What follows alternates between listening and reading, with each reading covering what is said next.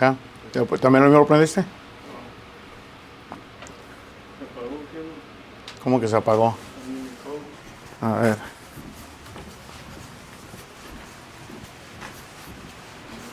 Necesito que agarrar uno de esos. ¿Me dices dónde lo agarraste? Ahí está, si tienes. Pero chécate que está en video, no, ahí te creo que está en foto. All right. Bueno, habíamos hecho ya los evangelios, ¿verdad? La última vez que habíamos hecho la clase. Entonces ahora sigue el libro de los Hechos. Aproximadamente, ¿en qué año comienza el libro de los Hechos? O los relatos que encontramos en Hechos. ¿Cómo? 33. En el año 33 después de Cristo. ¿Y más o menos en qué año termina? Lo último que acaba diciendo es que el apóstol Pablo estuvo preso por 2 años o en una casa alquilada, ¿verdad? Tuvo ciertas libertades en Roma. Es el primer encarcelamiento que tuvo en Roma. Entonces, ¿en qué año sería eso? ¿Cómo? El primer encarcelamiento de Juan. Del apóstol Pablo. Del apóstol Pablo. Bueno, vamos a comenzar. ¿Quién escribió Hechos? Juan, ¿quién dijo Juan? ¿Tú dijiste Juan? No. Yo escuché por ahí que dijeron Juan. ¿Usted dijo que Juan, hermano? Vamos a decir quién. No, hombre. ¿O fue Wesley? No, no fue. No fue Juan. A ver, Abby, ¿quién escribió Lucas? Lucas. ¿Y quién escribió Hechos? Pablo. ¿Pablo escribió Hechos? No, hombre, acá empezamos peor. No, Lucas. ¿Lucas? ¿Segura o estás adivinando? Ah, seguro. ¿Qué evidencia tienes? Tengo pruebas, pero tampoco dudas. No tiene pruebas, pero tampoco dudas. Dice, bueno, Lucas, ¿verdad? Si vamos a Hechos, capítulo 1, y el versículo 1, ahí es donde encontramos la clave para saber que Lucas fue quien escribió el libro de los Hechos. Hay más, ¿verdad? Y más adelante las vamos a ir mirando. Pero en Hechos, capítulo 1, versículo 1, dice, en el primer tratado, oh Teófilo, hablé acerca de todas las cosas que Jesús comenzó a hacer y a enseñar. Entonces, él comienza, ¿verdad?, dirigiendo este escrito o este tratado, como él le llama, y le menciona a Teófilo lo que él ya había hecho en el primer tratado, lo cual implica que ya había escrito algo. Ahora, la clave está que él dice que él había comenzado hablando de las cosas que Jesús comenzó a hacer y enseñar. Eso implica entonces que es el mismo escritor de uno de los evangelios. Obviamente, si vamos a Mateo, Marcos, Lucas y Juan, vamos a encontrar que Lucas, el evangelio según Lucas, capítulo 1, versículo 1, dice ahí la escritura, puesto que ya muchos han tratado de poner en orden la historia de las cosas que entre nosotros han sido ciertísimas, tal como nos lo enseñaron los que desde el principio lo vieron con sus ojos y fueron ministros de la palabra, me ha parecido también a mí, después de haber investigado con diligencia todas las cosas desde su origen, escribírtelas por orden, oh excelentísimo Teófilo. Entonces, si en Hechos capítulo 1, versículo 1, está hablando a Teófilo del primer tratado, y voy a Lucas capítulo 1, versículo 2, versículo 3, ahí es donde encuentro yo que había sido dedicado también a Teófilo. Entonces, ¿verdad? Obviamente Lucas, aún sin evidencia de los padres apostólicos que hemos mencionado, por ejemplo, Ireneo, él vivió ya en el segundo siglo, el año 178. Clemente de Alejandría, también muy cerca de él, en el segundo siglo. Tertuliano, también ya a finales del segundo siglo. Eusebio, ¿verdad?, es un historiador de la iglesia. Si tienen la oportunidad de leer, ¿verdad?, él se dedicó a hacer un conjunto de todos los escritos para poner en orden la historia de la iglesia. Entonces, él es conocido como un historiador eclesiástico. Él también, ¿verdad?, todos ellos vienen a confirmar que Lucas es el autor de Hechos. Pero obviamente, aún sin que ellos lo confirmaran, dentro del libro de Hechos tenemos demasiada evidencia para probar que Lucas fue quien escribió este libro de los Hechos. ¿Qué fechas escribió? Bueno, puse 63, es 33. Acuérdenme de corregirlo. Aquí es 33. No, perdón. Sí, está correcto ahí. Se escribió más o menos entre el 63 y el 66 después de Cristo. ¿Cómo sabemos esto? Bueno, porque Hechos capítulo 28 y el versículo 30, que era lo que les mencionaba ahorita, el último detalle que Lucas viene a incluir en este libro es el encarcelamiento del apóstol Pablo. Y ahí en Hechos capítulo 28 y el versículo 30 dice lo siguiente: y Pablo permaneció 2 años enteros en una casa alquilada y recibía a todos los que venían a él, predicando el reino de Dios y enseñando acerca del Señor Jesucristo abiertamente y sin impedimento. Esto implica entonces que cerca del año 64, a finales del 63, principios del 64, es cuando Pablo probablemente fue dejado en libertad después de haber estado puesto ahí por 2 años en esa cárcel o en esa casa alquilada. Pero ahí lo que dice, ¿verdad? Dice, Pablo permaneció 2 años enteros. Eso implica que cuando él lo escribe, Pablo ya había salido, porque él habla de eso como algo que ya había quedado en el pasado, algo que ya había concluido. Entonces es una evidencia de que tenemos para fijar la fecha entre el 63 y el año 66 más o menos. ¿Cuál es el contenido de este libro y qué fechas importantes encontramos ahí?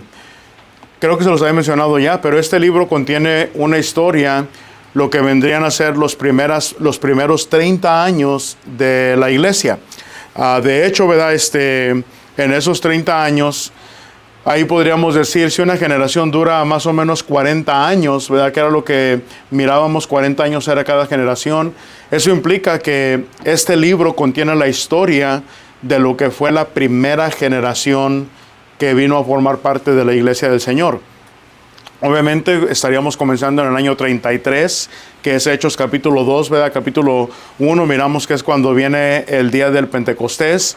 El Señor 10 días antes había ascendido al cielo, y en el día del Pentecostés, ¿verdad? Es cuando Pedro predica el primer sermón, está registrado todo, y de ahí en adelante entonces comienza a hablar, ¿verdad? Todo lo que vino a suceder. Yo les hago la pregunta: ¿por qué es importante el libro de los Hechos? Considerando lo que ya estudiamos de Mateo, Marcos, Lucas y Juan, ¿por qué considerarían ustedes que el material que contiene Hechos es importante? ¿Cómo encaja en la historia? Ahí es la historia de la iglesia, ¿no? Los principios y cómo fue el evangelio extendiéndose, ¿no? Ok. ¿Cómo fue el evangelio extendiéndose? ¿Qué información encontramos en el libro de los Hechos que viene a ser importante y cómo se liga con los 4 evangelios? ¿Cómo se dieron los dones a los apóstoles y cómo los fueron impartiendo para que siguiera la iglesia? Ok. Podemos mirar, ¿verdad?, el tiempo milagroso de la iglesia. Ok. ¿Con qué terminaron los evangelios? Por ejemplo, Mateo capítulo 28, 18 al 20. Lucas capítulo 24, versículos 17 en adelante. ¿Qué fue lo que concluyeron ellos diciendo? Por ejemplo, Mateo 28, 18, ¿qué dice? Bueno, Cristo les dijo, ¿verdad? He aquí toda autoridad me ha sido dada tanto en el cielo como en la tierra. Por tanto, ir y predicar el evangelio a toda criatura. Entonces miramos que se le está dando lo que le llamamos nosotros la gran comisión. Si vamos a Lucas capítulo 24, miramos lo mismo, ¿verdad? Que les dice, así fue escrito y así fue necesario que el Hijo del Hombre, ¿verdad?, muriera, padeciera, y que en su nombre se predicase el arrepentimiento y perdón de pecados. Bueno, podemos observar entonces que el propósito del libro de los Hechos, si en los evangelios se vino a presentar como Jesucristo, como lo presenta el apóstol Juan, vino a este mundo, tomó forma de siervo, ¿verdad?, tomó forma de hombre, con el propósito de cumplir todo lo que de él estaba escrito en el Antiguo Testamento, morir para poder resucitar y traer no solamente el nuevo pacto, pero poder traer el perdón de pecados, poder establecer la iglesia. Bueno, es obvio que el libro de los Hechos tiene que continuar esa parte de la historia. Si ya Jesucristo ya se nos ha dicho lo que Él hizo, su sacrificio, su muerte, su resurrección y la gran encomienda que Él da a los apóstoles y obviamente al resto de la iglesia, entonces Hechos viene a ser sumamente importante porque ahí se nos relata cómo entonces la iglesia vino a ser establecida. Pero hay una pregunta muy importante que es recurrente en el libro de los Hechos. ¿Cuál es esa pregunta importante que es recurrente? Es decir, que se hace varias veces. ¿No? ¿Qué debo de hacer para ser salvo? Y van a mirar que esa pregunta aparece varias veces. ¿Por qué es importante? Porque recuerden que Jesucristo ya murió. Y Él dio mandamientos e instrucciones. Y ahora la pregunta es, ¿cómo la gente puede tomar ventaja de ese sacrificio que Él hizo? Y de qué manera pueden ellos no solamente obtener la salvación, pero ser añadidos a la iglesia. De ahí es donde obtenemos, nosotros le llamamos el plan de salvación. Porque cada vez que esa pregunta es hecha, ¿qué debo de hacer para ser salvo? Vamos a mirar que un hombre inspirado dio una respuesta inspirada por parte del Espíritu Santo, y de ahí es donde obtenemos el plan de salvación, la manera como fueron salvos, y obviamente lo que dijo la hermana Elizabeth. Ahí también encontramos historia de la iglesia, ¿verdad? La parte milagrosa de la iglesia, donde hubo dones espirituales. Pero esa es la parte importante, ¿verdad?, que podemos mirar en el libro de los Hechos y cómo viene a encajar en la historia. ¿Qué es lo que relata también? Bueno, dijimos en el año 33 comienza con el establecimiento de la iglesia, y de ahí va a venir a hablar. La primera mitad se enfoca en el trabajo que hace el apóstol Pedro. Menciona también el apóstol Juan, el apóstol Jacobo también es mencionado. Pero en la segunda parte vamos a mirar que ahora pone el enfoque en el apóstol Pablo y los viajes misioneros que él hizo. Por eso el nombre, ¿verdad?, muchas veces varía. Va a haber diferentes manuscritos que solamente lo ponen así, los Hechos, y va a haber manuscritos que le llaman los Hechos de los Apóstoles, ¿verdad? Entonces, por eso varía un poquito por el material, ¿verdad?, que está incluido. No incluye el material de todos los apóstoles, pero sí incluye, ¿verdad?, mucho el trabajo que ellos vinieron a hacer. Entonces comienza en el día del Pentecostés y termina, ¿verdad?, hablando del encarcelamiento del apóstol Pablo, y ese encarcelamiento, por eso lo mencionaba, fue a finales del 63, principios del 64, es cuando el apóstol Pablo vino a ser puesto en libertad. ¿Qué pasó en el 64? Los que han ido a la escuela, que han aprendido de historia de Roma, ¿qué evento importante pasó en el año 64 en Roma? Fue destruida, ¿no? Fue destruida, fue quemada, ¿verdad? ¿Quién era emperador en ese tiempo? Nerón, ¿verdad? Fue el que fue emperador. Entonces, es posible que Pablo, o una de dos, ¿verdad?, o fue dejado salir en libertad antes de que pasara el fuego, o como consecuencia del fuego pudo haber sido un mártir. Sin embargo, ¿verdad?, miramos que el apóstol Pablo habla de un segundo encarcelamiento, lo cual está haciendo referencia a Roma. Entonces, entendemos que él fue puesto en libertad, y tuvo que haber sido en la primera mitad del 64, muy temprano en el 64, antes, ¿verdad?, de que pasara ese fuego que hubo en Roma. Entonces, esa es la historia, ¿verdad?, que venimos a tener, para tener una idea de qué tiempo o qué periodo de la historia viene a estar encerrado ahí. Algo más, ¿verdad?, si lo que nos queremos ser un poco más detallados, los primeros 12 capítulos van a relatar los primeros 12 años de la iglesia. Y en ese tiempo vamos a mirar que hubo cambio, ¿verdad?, de diferentes césares.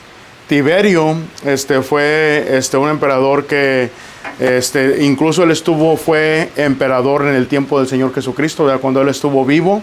Después él muere. Calígula y Claudio fueron los siguientes dos emperadores que siguieron. ¿Por qué es importante esta información? Porque si ustedes van a hacer un estudio detallado de los primeros 12 capítulos del libro de los Hechos, tengan en cuenta cuál de estos emperadores era el que estaba en poder en ese tiempo en Roma. Porque se acuerdan, una de las, en el examen les puse cuál era una de las reglas para una interpretación correcta de la Escritura. ¿Alguien se acuerda cuál era una que va a encajar? ¿Por qué es importante saber esto? ¿Cuál era una de esas reglas? Manu Castillo, ¿se acuerda? Una regla que esté relacionada en por qué es importante saber quién era gobernante en qué tiempo. Es como una prueba de que en esos tiempos pasó eso en la historia, ¿no? Ajá, tenemos que considerar la parte histórica, cultural y geográfica. Conocer la historia, quién era emperador en ese tiempo, me va a ayudar a mí que cuando estoy leyendo yo los relatos del libro de los Hechos y sé más o menos en qué tiempo y cuál de ellos era emperador, puedo entender qué situación estaba pasando la iglesia. Y ahí entonces yo puedo ir a la historia secular y corroborar cosas que estaba diciendo Lucas, ¿verdad? Porque Lucas es muy, en eso sí, muchos han tratado de criticar la veracidad de la historia cronológica del libro de los Hechos, y es algo que nunca han podido echar, a verse como dijéramos, a un lado, tratando de derrumbar que él no fue exacto en lo que él dijo. De hecho, ¿verdad?, aún los historiadores le dan mucho crédito que históricamente es muy acertado en lo que él viene a relatar. Los primeros 12 capítulos vienen a relatar los primeros 12 años de la iglesia. Wesley, ¿en qué capítulo encontramos la conversión de Cornelio? ¿Me estás diciendo o me estás preguntando? Diciendo. ¿Me estás diciendo, pero estás seguro? ¿Sí? ¿Quién puede corroborar con Wesley que en el capítulo 10 es donde se convierte Cornelio? ¿Maribel? ¿Sí o no? ¿Sí? ¿Con seguridad o sin seguridad? ¿Sí? Cornelio, entonces el capítulo 10. Ahora, si nos vamos, ¿verdad?, en ese tiempo, entonces llegaríamos a considerar que ya los gentiles, por el lado de Cornelio, ya la iglesia tenía años que había sido establecida, ¿verdad? Probablemente ya cerca de 10 años la iglesia había sido establecida cuando él viene a convertirse. Entonces eso me da una idea de que aunque el libro de Hechos parece que comienza el evangelio en Jerusalén, luego son perseguidos, se van para Samaria, se van para Antioquía, todas estas regiones, luego llegan, ¿verdad?, a la casa de Cornelio, es convertido. No es algo que pasó así de la noche a la mañana, ¿verdad? Es más, incluso cuando leemos más temprano en el capítulo 5 más o menos, que ya el número de varones había ascendido como a 5,000, no fue algo que pasó en 2 o 3 semanas, ¿verdad? Si miramos el orden cronológico, ya habían pasado, ¿verdad?, un par de años para cuando llega ese tiempo. Entonces tengan eso en consideración, que los primeros 12 capítulos, ¿verdad?, son 12 años, y por lo tanto va un poquito rápido. Y si los primeros 12 capítulos van rápidos, los que siguen hasta el capítulo 28, del 13 al 28, van todavía más rápido, porque ahí estamos metiendo todavía, son que unos 30 años, ¿verdad?, más o menos, que cubre el libro de los Hechos. Entonces estamos hablando de que otros 18 años se cumplen en el resto de los capítulos. Entonces ahí es donde es importante, ¿verdad?, considerando todo eso. Ahora ya para el 64, ya para cuando ha concluido la parte que Lucas incluye en el libro de los Hechos, ahora de ahí en adelante empieza Nerón, y de ahí tienen que saber qué gobernante, ¿verdad?, siguió después de Nerón, para que ustedes tengan una historia de qué era lo que estaba pasando en la iglesia en ese tiempo. ¿Okay? Algo más, ¿verdad?, del libro de los Hechos es que ahí se mencionan ciertas cosas que nos ayudan a poner en perspectiva más o menos en qué año pasaron. Por ejemplo, en Hechos capítulo 12 y el versículo 23, Lucas viene a mencionar la muerte de Agripa en Cesarea. Flavio Josefo, ¿alguien sabe quién era Flavio Josefo? Lo hemos mencionado anteriormente. ¿Quién era? Un historiador judío, ¿verdad? Un historiador judío.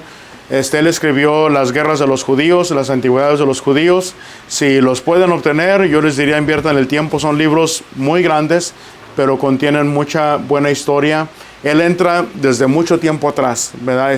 Pero muy buena historia que tiene él. Bueno, Flavio Josefo, él dice que esta muerte de Agripa II ocurrió en el año 44 después de Cristo.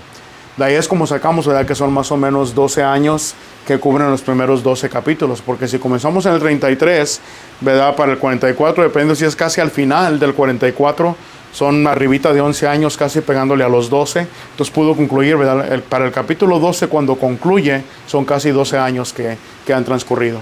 ¿Okay? Y yo solamente, como les digo, son datos. Otra, ¿verdad?, fecha que es importante que está ahí, se menciona que Porcio Festo, fue quien vino a ser el sucesor de Félix. Hablé de esto en la mañana en el sermón. ¿Se acuerdan que Festo tuvo la oportunidad de dejar a Pablo en libertad, pero no lo hizo? ¿Para qué? Para congraciarse con los judíos. Pero él lo deja ahí en la cárcel, y entonces pues él es llamado, y Félix viene y lo reemplaza a él como el gobernante. Bueno, ese llamado de Festo para regresar y Félix tomar su lugar pasó entre el 60 o el 61 también. De eso leemos, ¿verdad?, ahí en Hechos capítulo 24, versículo 27 y versículos 25 al 14. Y ya de ahí, pues obviamente, ¿verdad?, concluimos es en el 61, más o en el 60, más o menos ahí, ¿verdad? Un poco de tiempo después Pablo llega para Roma, es encarcelado por 2 años. Y si brincamos del 61 al 63, o probablemente principios del 64, es como llegamos a los 2 años del encarcelamiento de Pablo. Y eso solamente es para que tengamos en perspectiva qué periodo de la historia cubre el libro de los Hechos. Y hasta aquí podríamos decir, ¿verdad? Los evangelios de cierta manera cubren hasta la edad de los 30, 33 años del Señor Jesucristo. Y ya de ahí, del año 33 en adelante, el libro de Hechos viene a tomar la historia y la acaba hasta el 63 o hasta el 64. Lo demás lo vamos a encontrar ya en las cartas. Ahora, obviamente va a haber cartas que ya estuvieron escritas para este tiempo, ¿verdad? Que el apóstol Pablo tuvo que haber redactado, y ahorita vamos a llegar a ese tiempo. Preguntas en el libro de los Hechos. ¿No? Ahí, hermano, ¿es Agripa segundo o Agripa primero? Ándale. Creo que era... Voy a checar. A ver si lo puse mal. Creo que ese es el primero. No, esa es tarea. Esa es tarea para mí. Deja checo. Ahí sí se me fue el avión. No me acuerdo. Creo que ese es el primero. Creo que tienes razón.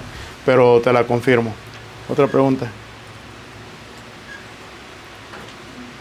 Ya ven, como ya hicieron el examen, ahora ya soy más, ¿cómo se dice? Me quiero congracionar con ustedes ya.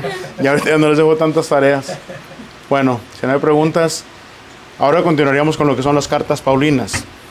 El Nuevo Testamento ya lo podemos dividir, ya lo habíamos mencionado, los evangelios, que son los libros de biografía, el libro de los Hechos, que es el libro histórico, y luego vienen las cartas paulinas y las cartas generales.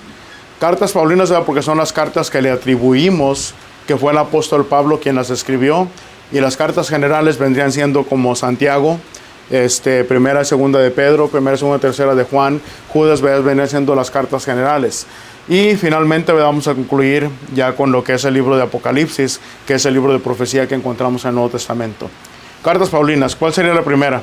No nos vamos a ir en orden cronológico, pero las que vamos a poner ahorita serían las cartas que fueron escritas casi al mismo tiempo, el mismo periodo de la vida de Pablo. ¿Cuál comenzamos ahí? Romanos. Bueno, ¿cuándo se escribió Romanos y desde dónde se escribió? Puse este mapa porque nos va a ayudar a tener en perspectiva. ¿Sí se mira bien? ¿Sí? ¿Más o menos? Bueno, ¿qué región miran ahí?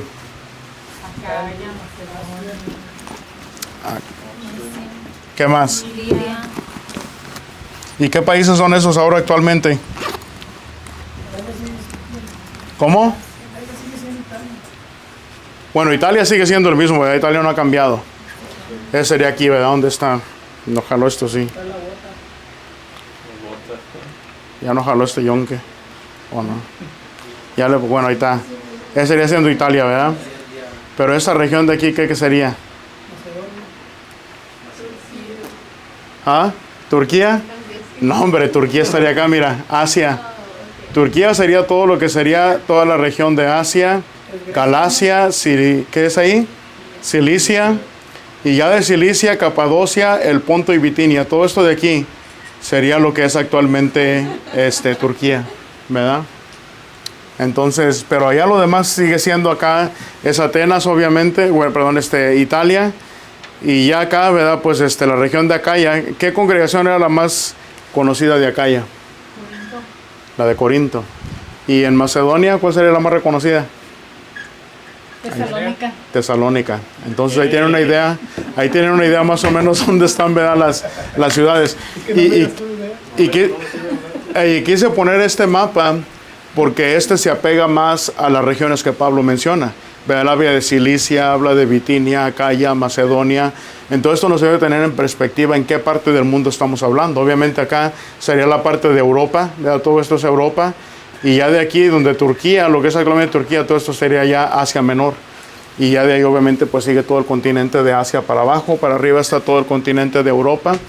Pero eso nos ayuda otra vez a tener de una manera geográfica qué lugares está hablando el apóstol Pablo. Bueno, estamos en Romanos. La pregunta es en qué fecha o quién fue el autor. Y Pablo ya nos dice que él fue el autor. Pero ¿quién la escribió? Pablo es el autor, pero ¿quién la escribió? Es como, por ejemplo, hablamos de Jeremías, ¿verdad? ¿Se acuerdan que Jeremías es el autor del libro de Jeremías? pero él tenía alguien que le ayudaba a escribir. Baruch, ¿verdad? Era el que le ayudaba. ¿A Pablo quién le ayudó con Romanos? ¿Daniel? ¿No fue Marcos o Lucas? No, no fueron Marcos ni Lucas. ¿Alguien más? Tercio. Tercio, ¿verdad? ¿Dónde dice? Ahí en la última. En la última que puse, 16:22. Yo Tercio que escribí la carta. En el capítulo 1 y el versículo 1 de Romanos, Pablo comienza diciendo: Pablo, siervo de Jesucristo, llamado a ser apóstol, apartado para el evangelio de Dios. Entonces nos deja saber que él, ¿verdad?, es el autor. Y ahí, pues obviamente nadie duda que el apóstol Pablo fue el autor. Sin embargo, aunque él es el autor, Pablo le dictó la carta, y quien la vino a escribir, según leemos allá en Romanos, capítulo 16 y el versículo 22, fue Tercio, ¿verdad?, quien vino a escribir la carta, y él incluye también los saludos para los hermanos como Pablo lo estaba poniendo. La pregunta: ¿dónde se escribió?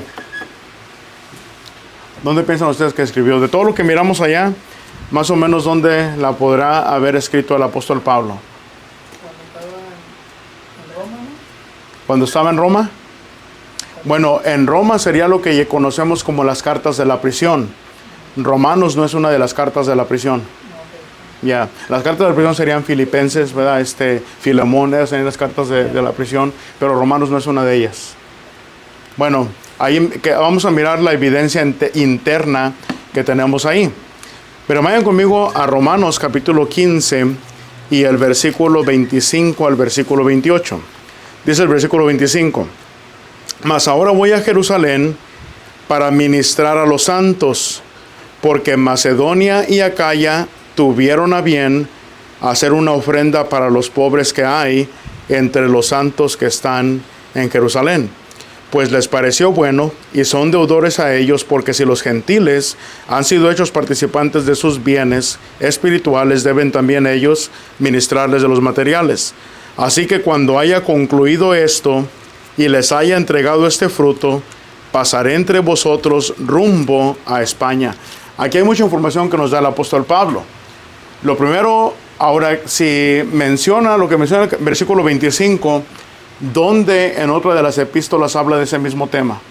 Lo que encontramos en el versículo 25. Mas ahora voy a Jerusalén para ministrar a los santos, porque Macedonia y Acaya tuvieron a bien hacer una ofrenda para los pobres que hay entre los santos que están en Jerusalén. Esa ofrenda ya la hicieron. ¿Y eso cómo?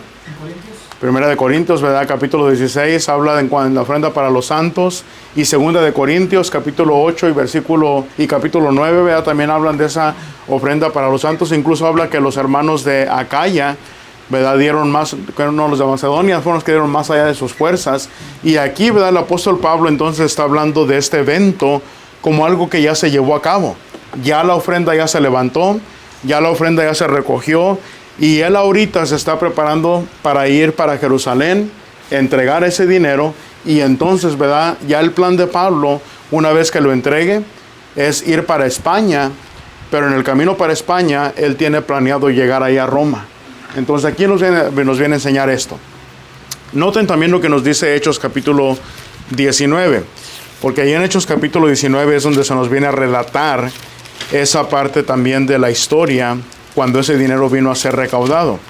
Y Hechos capítulo 19, versículo 21, dice lo siguiente. Dice ahí: pasadas estas cosas, Pablo se propuso en espíritu ir a Jerusalén, después de recorrer Macedonia y Acaya, diciendo: después que haya estado allí, me será necesario ver también a Roma.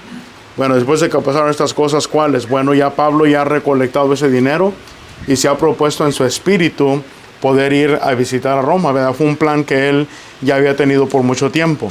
Y finalmente, Hechos capítulo 20 y versículo 3, después de haber estado allí 3 meses y siéndole puestas acechanzas por los judíos, para cuando se embarcara para Siria, tomó la decisión de volver por Macedonia, y le acompañaron hasta Asia Sópater de Berea, Aristarco y Segundo de Tesalónica, Gayo de Derbe y Timoteo de Asia, y Tíquico y Trófimo. Bueno, esto implica entonces que Pablo ya había pasado Tesalónica, y probablemente, ¿verdad?, es en Corinto donde él se encontraba, que es cuando esta carta vino a ser escrita. Y eso fue lo que él mencionó, ¿verdad?, en el versículo que era capítulo 20 y el versículo 3. Después de haber estado 3 meses allí, y siendo la puesta de descanso por los judíos, para cuando se embarcase para Siria, tomó la decisión de volver por Macedonia. No pudo volver por el mar, ¿verdad? Pablo tenía el propósito, donde estábamos en Corinto, de irse derecho, pero tuvo que desviarse, ¿verdad? Y venirse por Asia. Y es donde miramos, ¿verdad?, que va pasando por diferentes congregaciones. Obviamente pasa por Mileto, que es donde encuentra a los ancianos de Éfeso, pero es porque los judíos le estaban estorbando para que él pudiera viajar por el mar. Hay algo más. ¿Saben cuánto tiempo tomaba de Corinto para viajar a Éfeso?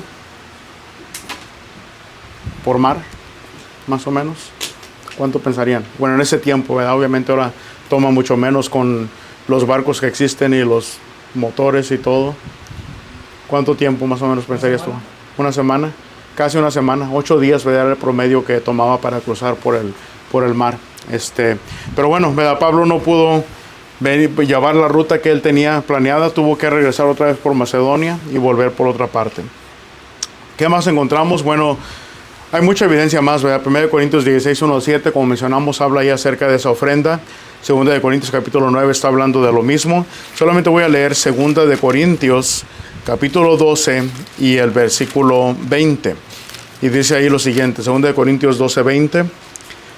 Pues me temo que cuando llegue no os halle tales como quiero, y yo sea hallado de vosotros cual no queréis, que haya entre vosotros contiendas, envidias, iras, divisiones, maledicencias, murmuraciones, soberbias y desórdenes. Entonces, aquí, ¿verdad?, el apóstol Pablo nos declara que él tenía ese propósito de pasar un buen tiempo ahí con la iglesia en Corinto. Y es lo que también vino a mencionar acá en el capítulo 9 y versículo 4. No quería pasar solamente de paso, sino quería que él pasarse un buen tiempo ahí con la iglesia.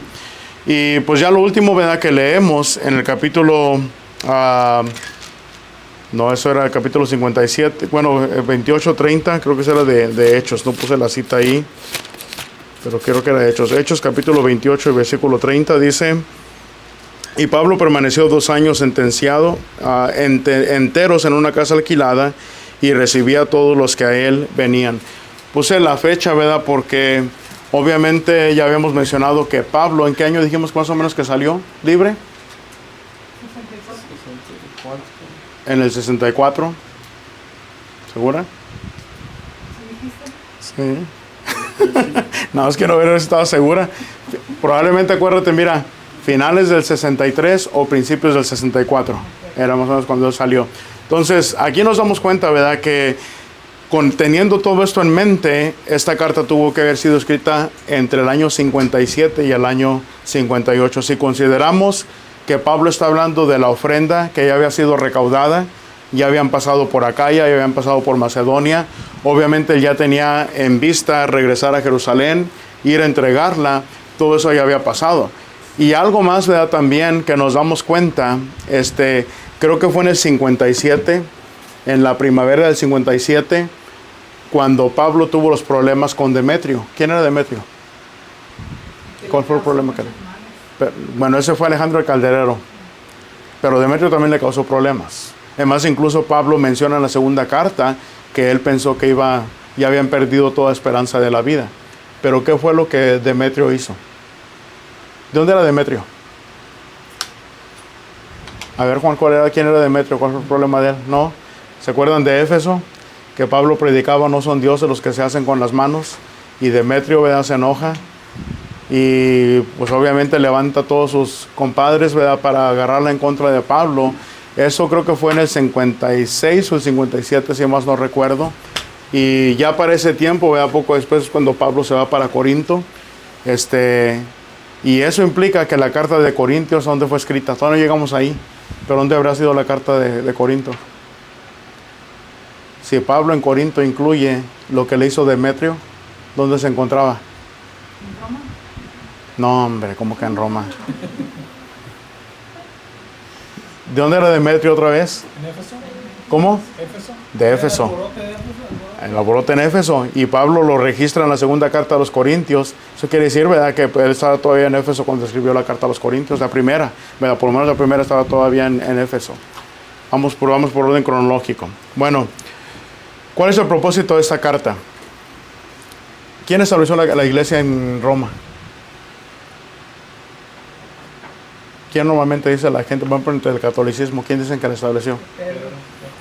Pedro, ¿verdad? Hay gente también que dice que Pablo vino a ¿cómo se llama?, establecer esa iglesia. Sin embargo, ¿verdad? No hay evidencia, no hay prueba de que Pedro jamás haya estado en Roma. Pablo sí estuvo en Roma, pero Pablo, recuerden, mucho tiempo había tratado de ir a esa iglesia y no había podido. Esa iglesia ya estaba establecida. Es más, de hecho, era una iglesia que estaba tan bien establecida de que mucho tiempo antes de que fuera Pablo, esa iglesia ya tenía una muy buena reputación. ¿Cómo lo sabemos? Bueno, si vamos a Romanos capítulo 1 y el versículo 8, noten lo que dice. Primeramente doy gracias a mi Dios mediante Jesucristo con respecto a todos vosotros, de que vuestra fe se divulga por todo el mundo. Es decir, la iglesia en Roma, Pablo nunca la había visitado, pero algo que Pablo le da gracias a Dios es que era una iglesia de la cual se hablaba muy bien en todo el mundo. Tenía una muy buena reputación. Segundo, noten lo que dice el capítulo 10, versículo 16. Ahí mismo, capítulo 16, versículo 19. Romanos capítulo 16 y el versículo 19. Dice ahí lo siguiente. Porque vuestra obediencia ha venido a ser notoria a todos, así que me gozo de vosotros, pero quiero que seáis sabios para el bien e ingenuos para el mal. Tanto el versículo 8 del capítulo 1 como el capítulo 16, versículo 19, ambos vienen a mencionar que la iglesia en Roma era una iglesia que era conocida por todas las congregaciones y era una iglesia que era conocida por una iglesia muy fiel, ¿verdad? Una iglesia que, pues obviamente, era una iglesia que seguía los mandamientos de Dios. La pregunta, ¿quién lo pudo haber establecida? Y aquí solamente lo único que podemos pensar, si vamos a Hechos capítulo 2, versículo 10, cuando la iglesia vino a ser establecida, dice que había gente de Roma. Entonces es probable, ¿verdad?, que algunos de estos hermanos que habían estado en Jerusalén cuando se predicó el evangelio por primera ocasión, escucharon el evangelio. Probablemente algunos de ellos recibieron dones espirituales, porque la carta a los romanos habla, ¿verdad?, específicamente en el capítulo 8, habla de hermanos que habían recibido dones espirituales. Es probable entonces que estos hermanos que habían escuchado el evangelio originalmente en Jerusalén, algunos de ellos recibieron dones espirituales, regresaron para Roma y comenzaron a predicar el evangelio. Ahora, otro dato curioso de la iglesia en Roma. Miramos ahí en Hechos capítulo 2 y versículo 10 que había judíos, ¿verdad?, que eran, pues obviamente, judíos de nacimiento o judíos, ¿verdad?, porque eran descendientes de Abraham, pero también dice que había prosélitos. ¿Qué es un prosélito, Angie? Ni idea. Daniela, ¿qué es un prosélito? No, hombre, antes, en lugar de que digas, yo le pongo la muestra a mi hermana. A ver, a la mamá, ¿qué es un prosélito? ¿Qué es un prosélito? Si mi hija no sabe. No. A ver, Wesley, ¿qué es un prosélito? Un convertido. Era un gentil que se había convertido al judaísmo. Bueno, si Hechos 2:10 dice que había judíos, ¿verdad?, obviamente por descendencia, pero había también aquellos que eran prosélitos, que se habían convertido al judaísmo. Bueno, de esos fueron de los que regresaron para Roma.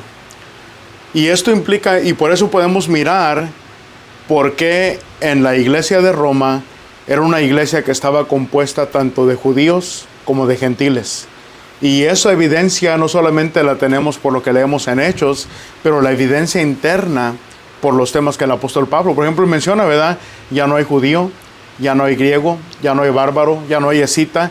Eso está aludiendo de que la iglesia en Roma era una iglesia mixta, que estaba compuesta tanto de judíos como de gentiles. ¿Iba a decir algo, hermano? Entonces sería que era, como dice que muchos judíos creyeron, ¿verdad? Las cosas de Dios, ¿no? Podían haber sido los que se habían convertido también al judaísmo, ¿verdad? Que también creyeron. Bueno, los judíos ya eran judíos, recuerden, ellos obedecieron el evangelio, pero la palabra prosélitos que usa en Hechos capítulo 2:10 específicamente está hablando de gentiles que habían sido convertidos al judaísmo. Y por esa razón estaban ahí el día del Pentecostés, para celebrarlo, porque se habían convertido al judaísmo. Obviamente, pero ellos llegaron y la sorpresa que se encontraron, que en lugar de celebrar el Pentecostés, encontraron que se predicó el Evangelio, miraron aquellas grandes maravillas, obedecieron el Evangelio y regresaron con algo completamente nuevo, ¿verdad?, para Roma. Entonces, es probable que por eso cuando Pablo escribe en el capítulo 1, versículo 8, que ellos, la fe de ellos, todo el mundo la sabe, esto nos lleva a concluir que era una iglesia que ya tenía años, décadas posiblemente, para cuando Pablo va y la visita. Si ellos obedecieron el Evangelio en el 33 y Pablo está escribiendo la carta en el 57, por lo menos, ¿verdad?, han pasado ya unos 20 años, más de 20 años que esa iglesia había sido establecida. Pablo todavía no obedecía el Evangelio cuando esa iglesia probablemente había sido establecida, ¿verdad? Entonces, por esa razón, ¿verdad?, llegamos a esa conclusión. Sin embargo, Pablo, nos damos cuenta que por mucho tiempo, ¿verdad?, Pablo siempre había tenido ese deseo de visitar la iglesia. Nunca había tenido la oportunidad porque muchas veces hubo estorbo. Por ejemplo, ahí en el capítulo 1, si volvemos a Romanos capítulo 1, versículo 11 al versículo 13, dice lo siguiente: porque deseo veros para comunicaros algún don espiritual, a fin de que seáis confirmados. Esto es para ser mutuamente confortados por la fe que nos es común a vosotros y a mí. Pero no quiero, hermanos, que ignoréis que muchas veces me he propuesto ir a vosotros, pero hasta ahora he sido estorbado para tener también entre vosotros algún fruto como entre los demás gentiles. Y ahí nos viene a confirmar que en esa iglesia, ¿verdad?, había gentiles. Por eso menciono, ¿verdad?, que era una iglesia mixta donde había judíos y había también gentiles en esa congregación. Pero el punto aquí que quería tocar es el versículo 13, donde Pablo menciona que él ya se había propuesto ir, ¿verdad? Yo no quiero que ustedes ignoren que yo por mucho tiempo he querido ir, pero he sido estorbado, ¿verdad? Cosas se han puesto en el camino que no he podido yo ir para allá. Bueno, y también el capítulo 15 y el versículo 23 de Romanos, Pablo viene a repetir lo mismo. Dice: pero ahora, no teniendo más campo en estas regiones y deseando desde hace muchos años ir a vosotros. Otra vez confirma que ya muchos años esa iglesia tenía establecida y por muchos años él había estado queriendo ir para visitar a Roma. Pero ahora viene la pregunta: ¿por qué propósito quería él ir a Roma? Según lo que leímos en esos versículos, ¿por qué razón quería el apóstol Pablo ir para Roma? Para darles dones espirituales. decía. Para darles dones espirituales. Noten lo que dice el capítulo 1 y el versículo 11. Capítulo 1, versículo 11 dice: porque deseo veros ahí indica un propósito, para comunicaros algún don espiritual. No era que ellos no los tenían, sí los tenían, ¿verdad? Pero él quería ayudarlos a confirmar todavía más la fe, porque era una iglesia, y aquí va a cuidar con las palabras del Señor: al que tiene, más le será dado, ¿verdad? Especialmente cuando es hallado fiel. Y Pablo, entendiendo la fidelidad de esa iglesia, dice: yo también quiero tener un fruto entre ustedes como entre los demás gentiles, y quiero comunicarles algún don espiritual, probablemente algún don que ellos no tenían, o algún don que hacía falta para que la iglesia pudiera seguir creciendo todavía más en Roma. Pero el punto era eso, ¿verdad?, que el propósito era ir para comunicarles algún don espiritual. ¿Qué contiene la carta? ¿Cuál es el tema central de esa carta? Que él quiere ir y nunca puede ir. No. Bueno, obviamente con eso empezó, ¿verdad?, que por mucho tiempo quería ir, pero entre lo que Pablo escribe en esa carta, aquellos que han leído la carta a los romanos, ¿cuál pensarían ustedes que son, si no el tema central, pero qué temas trata el apóstol Pablo en esa carta? Un texto que debemos saber de memoria. Romanos capítulo 1, versículo 16, ¿de qué habla? El Evangelio. ¿Qué específicamente del Evangelio, Juan? Que el Evangelio es no solamente para el judío, sino también para el gentil. Así es, ¿verdad? Porque no me avergüenzo del Evangelio, porque es poder de Dios para salvación a todo aquel que cree, al judío primeramente, pero también al griego. Entonces, el apóstol Pablo va a comenzar hablando acerca del poder que el Evangelio tiene. Y que el Evangelio, a diferencia de lo que fue la ley de Moisés, el Evangelio es algo que Dios quiere para todos, tanto para judíos como para griegos, o judíos y gentiles. Era el plan, ¿verdad?, que Dios tenía. Y miramos también incluso ahí en Romanos capítulo 2 y el versículo 12, no solamente tiene como propósito, ¿verdad?, establecer que el Evangelio es para la salvación de todos los hombres, pero la razón en por qué, ¿verdad? Los hombres tienen que ser salvos. Y en el capítulo 2, versículo 12 dice, porque todos los que sin ley han pecado, sin ley también perecerán, y todos los que bajo la ley han pecado, por la ley también serán juzgados. Entonces aquí está haciendo alusión de que el pecado es pecado delante de Dios. Si alguien pecó teniendo la ley de Dios, ¿verdad? Van a ser juzgados por la ley de Moisés o la ley de Dios. Pero si alguien pecó no teniendo la ley, hablando de los gentiles también, ¿verdad? Por su conciencia, la conciencia venía de redarguirles entre lo bueno y lo malo, y cuando ellos habían violado su conciencia, estaban violando la ley de Dios. Entonces, con ley o sin ley, viene a encerrar todo bajo pecado. Y entonces parte del tema central de esta carta es hablar de la salvación, pero también hablar de la justicia de Dios, ¿verdad? Dios quiere que todo hombre sea salvo, y el evangelio es para todos, pero si no obedecen el evangelio, va a haber un castigo también de parte de Dios. ¿Qué más habla la carta? Bueno, si vamos al capítulo 7 y al capítulo 8, aquí es donde el apóstol Pablo entonces se adentra a hablar de cómo hemos sido liberados de la ley mosaica, para ahora estar bajo la ley de Cristo. Es más, de hecho ahí menciona, ¿verdad? El propósito de la ley. Y finalmente en el capítulo 15, no incluye mucha información, pero, ¿verdad? Partes claves que vamos a encontrar en esta carta son eso: la salvación, la justicia, una liberación de la ley de Moisés para ahora estar bajo la ley de Cristo, y lo último, que los gentiles y los judíos forman parte de la misma iglesia. Y el apóstol Pablo viene a establecer que él fue un apóstol que fue puesto para ministrar a los gentiles, que es lo que Dios dijo en su conversión, ¿verdad? Yo lo voy a demostrar cuánto le es necesario padecer por mi nombre, va a llevar mi palabra delante de reyes, delante de los gentiles. Entonces Pablo, ¿verdad?, fue un apóstol que fue para los gentiles. Y hasta aquí ya terminamos la carta de Romanos. Obviamente hay mucha información, ¿verdad?, que contiene esta carta, pero algo que no mencioné también: si el apóstol Pablo tiene que tocar este tema, liberados de la ley de Moisés y estamos bajo la ley de Cristo, ¿por qué tuvo que tocar ese tema? ¿Se acuerdan de Hechos capítulo 15? ¿Qué pasó en Hechos capítulo 15? No es por los saduceos y todos los que se enfocaban en el matrimonio y era por la ley de Moisés. Algo así más o menos tiene que ver. No es eso, pero algo tiene que ver. A ver, ya les ayudó Elizabeth. ¿Qué pasó en Hechos capítulo 15? ¿No tienen que buscar? ¿No se acuerdan? O es cuando tienen que juntarse otra vez para... Tienen que ir al concilio, a Jerusalén, porque recuerdan que vinieron la secta conocida como los judaizantes, que dijeron, bueno, pues qué bueno que ya los gentiles han obedecido el evangelio, pero es necesario que se circunciden y que guarden también la ley de Moisés. Si eso fue en el capítulo 15, ¿verdad? Es antes de que Pablo vaya a la región de Acaya y de Macedonia y recoge sus ofrendas. Ya desde esos años, ya los judaizantes andaban regando su falsa doctrina por donde quiera. Y esto es una indicación de que habían llegado también para Roma, ¿verdad? ¿Qué otra congregación llegaron también los judaizantes? Que es donde sí completamente pervirtieron el evangelio de Cristo. A Gálatas. Entonces, tanto en Galacia como en Roma, miramos que los judaizantes fueron dos congregaciones que vinieron a dañar con su falsa enseñanza. Y Pablo ya tiene que lidiar con eso. Por eso escribe también esa parte. Bueno, ¿qué sigue? 1 Corintios. ¿Desde dónde fue escrita 1 Corintios? Bueno, ¿quién escribió primero que nada? Que ahí no nos queda duda, ¿verdad? Si van a 1 Corintios, capítulo 1, versículo 1 y versículo 2, comienza igual.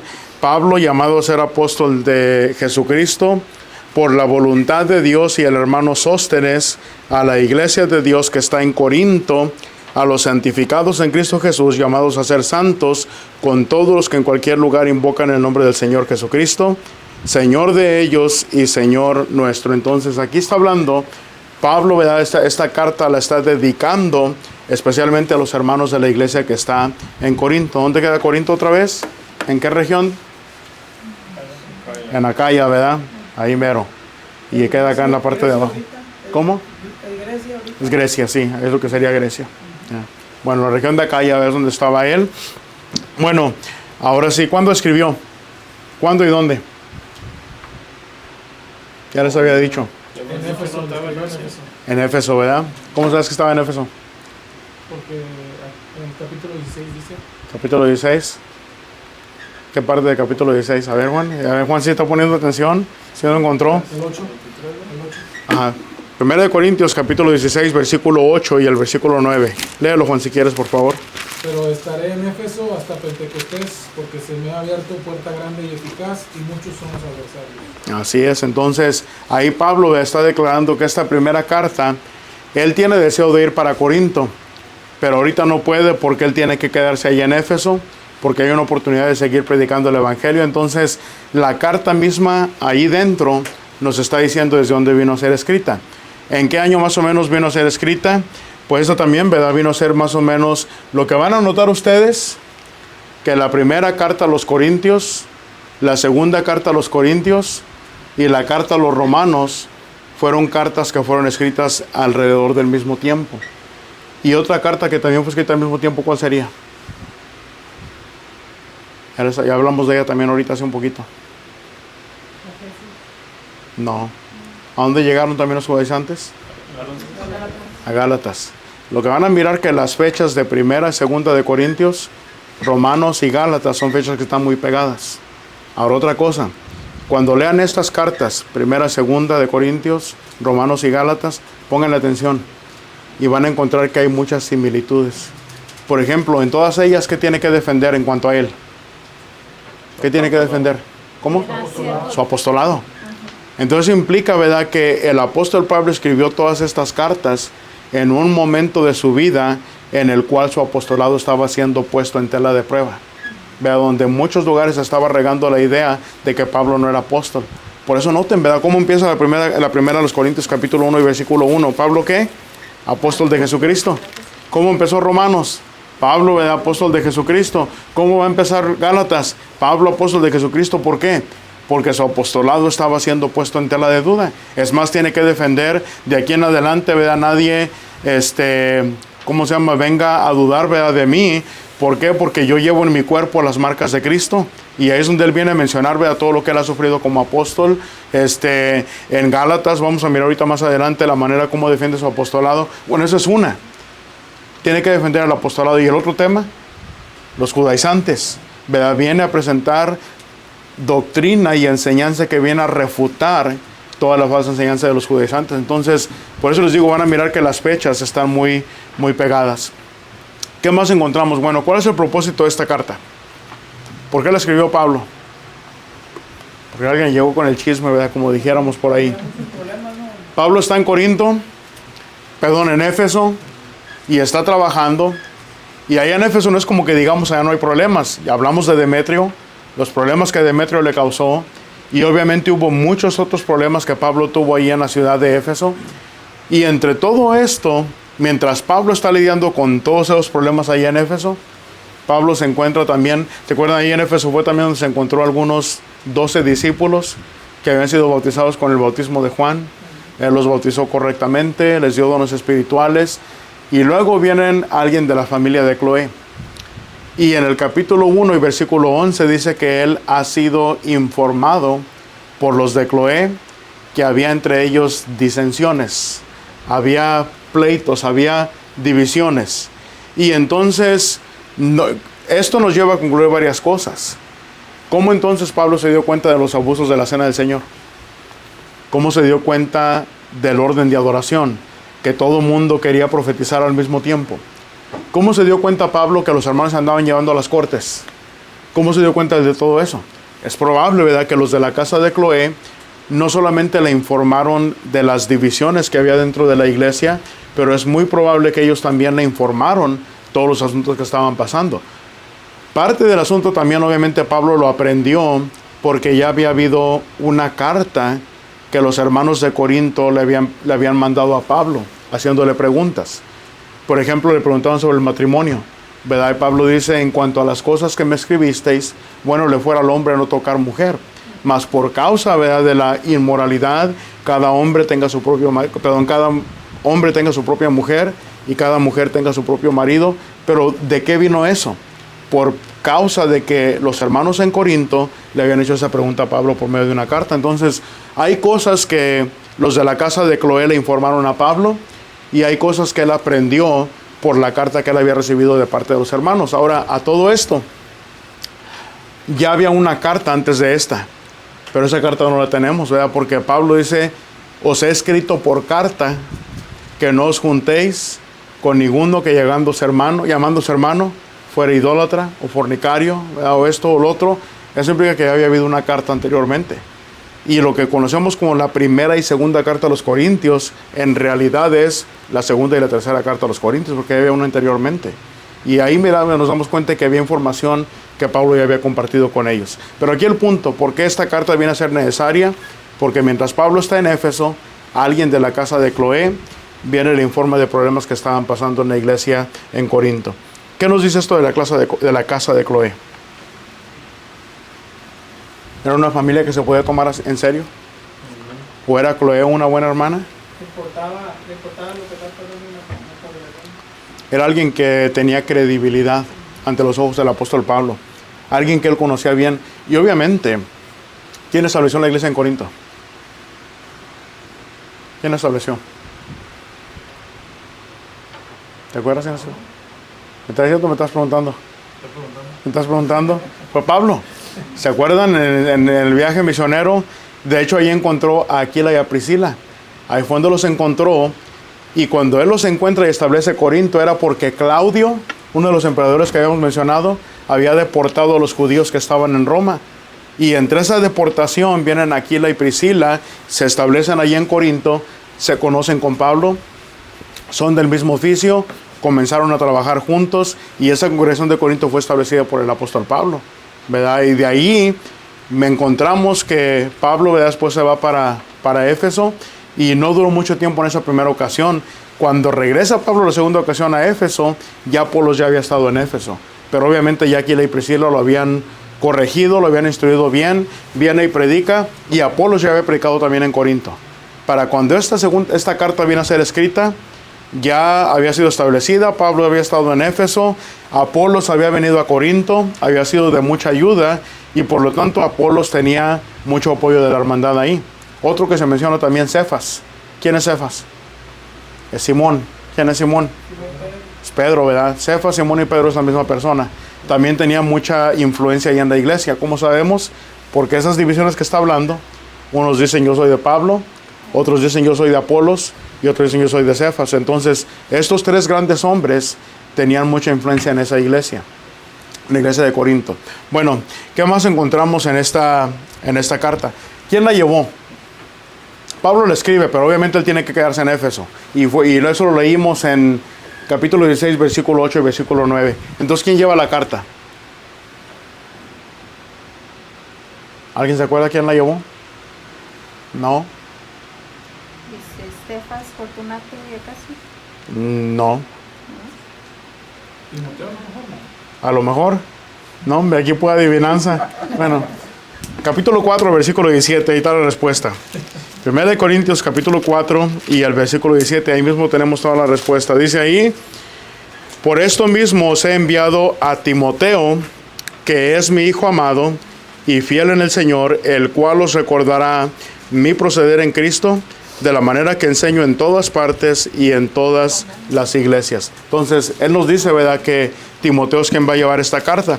Más nos lo confirma otra vez en el capítulo 16 y el versículo 10 de la primera carta a los Corintios. Dice ahí, y si llega Timoteo, mirad que esté con vosotros con tranquilidad, porque él hace la obra del Señor así como yo. ¿Por qué les tiene que decir eso? Esta frase fue la que a mí me tocó. Yo entiendo, ¿verdad?, que va a mandar a Timoteo porque él les va a recordar la enseñanza, el proceder de Pablo, pero esa frase del versículo 10. Porque era joven. Una, porque era joven, pero ¿por qué más? Porque era problemático. ¿Eran problemáticos? ¿Cuál es la pregunta? ¿Cómo? ¿Cuál es la pregunta? ¿Por qué tiene que usar esa frase en el versículo 10? Y si llega Timoteo, mirad que esté con vosotros con tranquilidad, porque él hace la obra del Señor así como yo. ¿Por qué tiene que escribir eso? Que lo respetaran. ¿Han escuchado la frase, agárrenla con ¿cómo se llama? Con el mensaje, no con el mensajero? Porque el mensaje de esa carta era un mensaje duro. Está reprendiendo hermanos que están causando divisiones. Está reprendiendo hermanos en inmoralidad. Está reprendiendo a los que están abusando de la cena del Señor. Está reprendiendo a los que están llevando a las cortes. Está reprendiendo, ¿verdad?, hermanos que están haciendo un desorden durante la adoración. Y iba a ser muy fácil que Timoteo trae la carta. ¿Y con quién te vas a desquitar? Con el que está ahí más cerquita, ¿verdad?, con el que trajo la carta. Por eso Pablo tiene que escribirles. Él solamente es una persona que está haciendo el trabajo del Señor, lo mismo que estoy haciendo yo. Entonces asegúrense que él esté tranquilo, ¿verdad? Pablo estaba preocupado por Timoteo y tiene que escribir que la iglesia, ¿verdad?, tenga cuidado en cómo lo van a tratar a él. Solamente es el mensajero, ¿verdad?, no se desquiten con él. Bueno, además de las divisiones, encontramos, ¿verdad?, que había miembros viviendo en inmoralidad. Capítulo 5 hemos hablado mucho, ¿verdad?, de ese joven que tomó la mujer de su padre, está viviendo en inmoralidad. ¿Cuál fue la sentencia que se dio en cuanto a él? El tal se ha entregado a Satanás. Obviamente va a perder la comunión con la iglesia, va a ser excomulgado, va a ser enviado. Quiere vivir como el mundo, que se vaya al mundo, vea la potestad de Satanás. Bueno, otros, como ya lo mencioné en el capítulo 6, se menciona aquellos que están disputando, se están llevando a las cortes entre los gentiles uno con otro, cuando realmente deberían de estar arreglando problemas dentro de la iglesia. Y luego tenemos instrucciones en cuanto al matrimonio y lo sacrificado a los ídolos en el capítulo 7 y capítulo 8. Capítulo 7 estrictamente hablando de matrimonio y la primera parte del capítulo 8. Y ya lo último está hablando en cuanto a lo sacrificado a los ídolos. Y lo último, ¿verdad?, que puse aquí, hay muchas cosas más. Capítulo 12 al capítulo 14. Específicamente el 12 y el 14 hablan de los dones espirituales. Capítulo 13 habla del amor, pero menciona cuándo iban a terminar los dones espirituales. Obviamente el capítulo 16, Maribel, ¿de qué habla? No. Avi, ¿de qué habla el capítulo 16? Lo leemos todos los domingos, versículo 1 y versículo 2. En cuanto a la ofrenda para los santos. Angie, ¿de qué habla el capítulo 15 de los Corintios?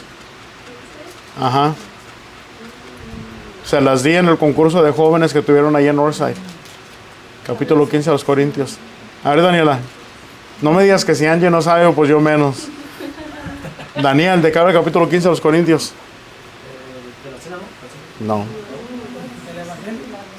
Bueno, comienza el versículo 4 hablando del Evangelio, pero ¿qué se enfoca el resto del capítulo? La resurrección de los muertos, ¿verdad? Entonces, todo eso está incluido en la primera carta. Muchas cosas que él vino a incluir. Pero, pues básicamente va a estar la información que tenemos en cuanto a esa carta, escrita desde Éfeso, alrededor del año 57. Y, ¿verdad?, entendemos que el motivo de esa carta resultó por lo que fue informado de los de la casa de Cloé, e información que él tenía de la primera carta que le habían mandado los hermanos haciendo preguntas. ¿Preguntas hasta aquí? ¿No? Paramos aquí. O hacemos la segunda de Corintios bien rápido. En la carrera no. ¿Cómo? A la carrera no. Bueno. Esa nomás es poquito, nomás lo de Corintios. ¿10 minutos? ¿Sí? Bueno.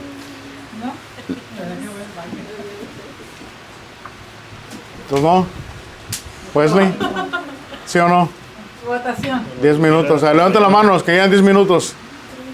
10, bueno, ya la mayoría, 10 minutos. Bueno, la primera parte rápido. ¿Quién la escribió? Pablo, ¿verdad? No, ahí no hay duda, sabemos que escribió Pablo. Lugar y fecha. Ahora aquí, ya en este tiempo, aquí hay división. Hay algunos que dicen que fue escrita desde Filipo, ¿verdad? Personalmente, lo que yo encontré es más probable que vino a ser escrita desde Tesalónica. Porque recuerden, ¿verdad? Pablo fue a la región de Acaya y a la región de Macedonia. En Acaya estuvo en Corinto. Pero recuerden que él tuvo que estar en Tesalónica antes de él poder entrar a Corinto. Y si entonces estuvo en Tesalónica, él tenía que arreglar los asuntos que estaba haciendo allá antes de poder bajar a Corinto. Y toda esa evidencia ya la tenemos en el capítulo 8, versículo 1, Hechos capítulo 20, versículo 1 al 2. Si seguimos la cronología, es más probable entonces que Pablo, ¿verdad?, ya no estaba en Éfeso, él ya había venido para Tesalónica para finalmente bajar a Corinto, porque había ido a la región de Macedonia. Y eso es lo que nos dice Hechos capítulo 20, versículo 1 y 2. Miren, si van a Hechos capítulo 20, versículo 1 y el versículo 2, dice ahí lo siguiente. Después que cesó el alboroto, llamó Pablo a los discípulos y habiéndolos exhortado y abrazado, se despidió y salió para ir ¿a dónde? A Macedonia. ¿Dónde estaba? ¿De cuál alboroto está hablando? Hechos capítulo 19, versículo 23. Hubo por aquel tiempo un disturbio no pequeño acerca del camino, porque un platero llamado Demetrio, ahí es donde empezó el capítulo 19 es el problema con Demetrio, y el capítulo 20, versículo 1, después que cesó el alboroto. ¿Cuál alboroto? El de Demetrio. Pablo llama a los discípulos y habiéndolos exhortado y abrazado, despidió, salió para ir a Macedonia. Es obviamente, ¿verdad?, que hay varias congregaciones en la región de Macedonia. La de Filipos es una de ellos, pero lo más probable es que de Tesalónica el apóstol Pablo fue donde bajó a Corinto.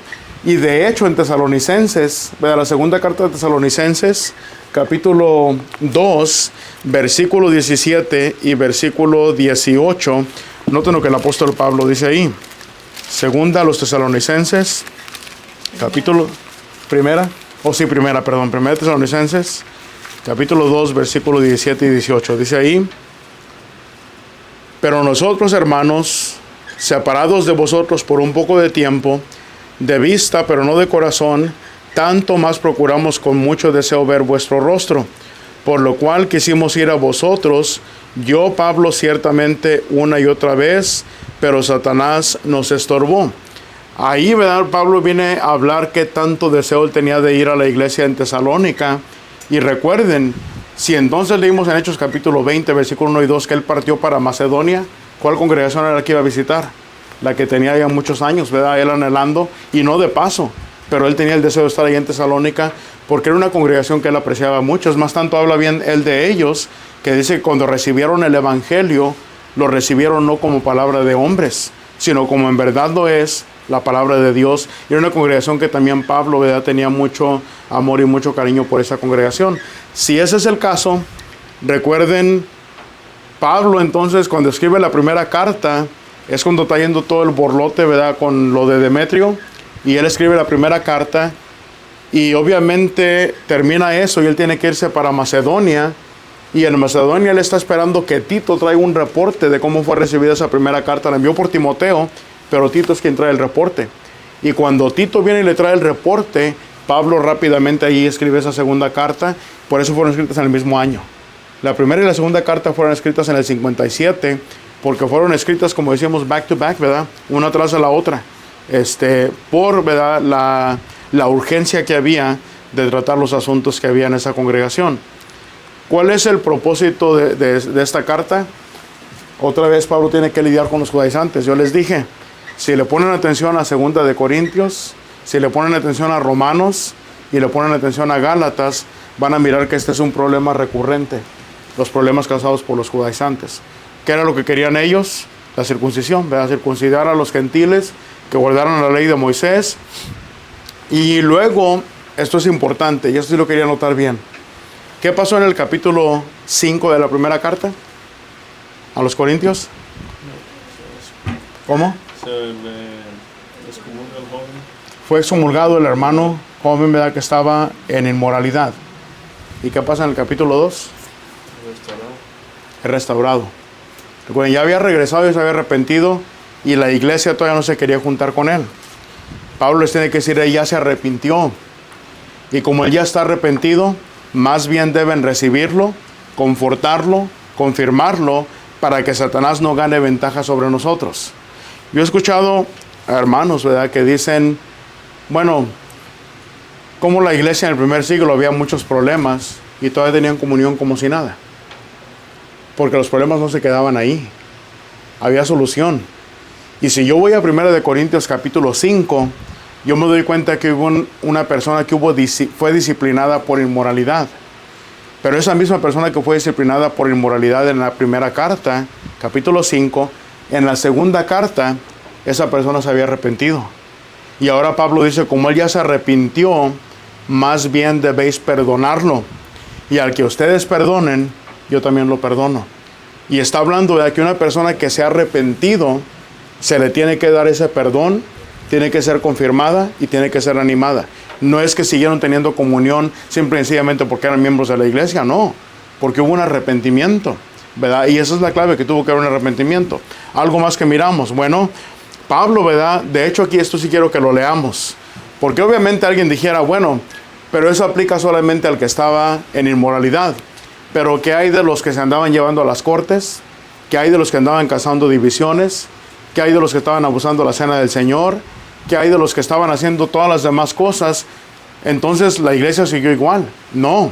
Noten lo que dice 2 Corintios, capítulo 7, y el versículo 6 al versículo 12.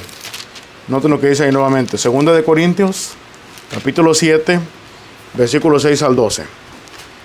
Pero Dios, que consuela a los humildes, nos consoló con la venida de Tito. Recuerden, la carta fue enviada por Timoteo, la primera, mediante Timoteo. Pero Tito es el que trae el reporte de cómo se recibió esa carta. Versículo 7. Y no solo con su venida, sino también con la consolación con que él había sido consolado en cuanto a vosotros, haciéndonos saber vuestro gran afecto, vuestro llanto, vuestra solicitud por mí, de manera que me regocijé aún más. Porque aunque os contristé con la carta, no me pesa. Aunque entonces lo lamenté, porque veo que aquella carta, aunque por algún tiempo os contristó, ahora me gozo, no porque haya sido contristados, sino porque fuiste contristados, ¿para qué? Ahí está la clave. Todos aquellos hermanos que dicen, sí, pero es que en las iglesias había divisiones y había problemas y como quiera tenían comunión, no era solamente comunión, era una comunión que estaba basada en arrepentimiento. Y por eso ya no se perdió la comunión. Ahora, ¿cómo sabemos que tiene que ver con todos? Seguimos leyendo, versículo 9.